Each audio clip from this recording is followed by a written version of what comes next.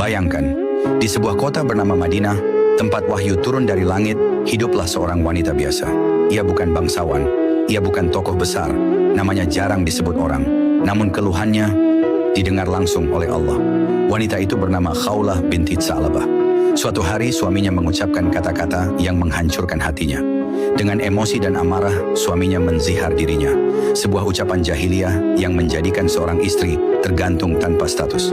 Ia bukan istri, tapi juga bukan wanita bebas. Terikat, tanpa kejelasan. Khawlah menangis. Hidupnya seakan runtuh, ia punya anak. Ia tak punya tempat mengadu. Ia pun mendatangi Rasulullah SAW.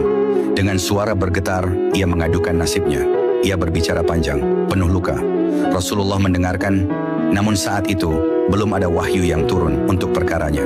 Jawaban Rasulullah terasa berat baginya. Bukan karena beliau tak peduli, tapi karena langit belum memberi keputusan. Namun Khawlah tidak berhenti. Ia tidak membantah dengan kasar. Ia tidak berteriak. Ia hanya mengadu dan mengadu kepada Allah. Ia mengangkat wajahnya ke langit di sudut rumah Nabi. Dengan hati yang hancur ia berkata, "Ya Allah, aku mengadu kepadamu tentang keadaanku. Aku mengadu kepadamu tentang suamiku. Engkau tahu apa yang terjadi padaku." Dan saat itu, langit tidak diam.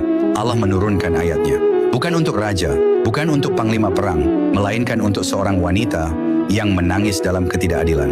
Sungguh Allah telah mendengar perkataan wanita yang mengajukan gugatan kepadamu tentang suaminya, dan ia mengadukan perkaranya kepada Allah.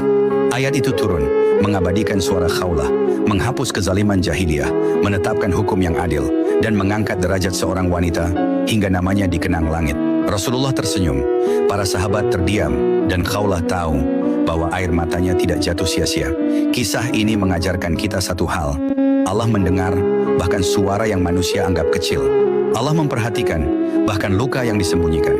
Jika kisah ini menyentuh hatimu, tuliskan Allahu Akbar di komentar. Dan bagikan agar kita ingat bahwa ketika tak ada manusia yang mampu menolong, cukup satu aduan yang ikhlas.